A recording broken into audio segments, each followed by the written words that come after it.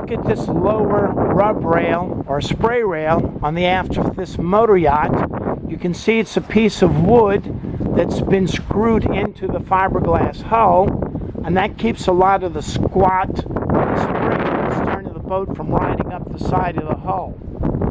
Over here to my left is another boat that's in service, and you can see the gray Interlux barrier coat on the underwater part of the fiberglass hull, but you can also see their spray rail is down there resting, waiting to be put back aboard. So that white spray rail will screw into the fiberglass boat, and you can see where it goes right here, where they've got all that buildup and then the primer, and you can see the holes where it's through bolted and back plated, and then they will put a metal rub rail on the top of the spray rail. So if you want to learn more about boats, boat construction, introduction to boat systems, join us in Vero Beach, Florida. We teach classes every month that can help you learn more about your boat. Just remember, ask Captain Chris.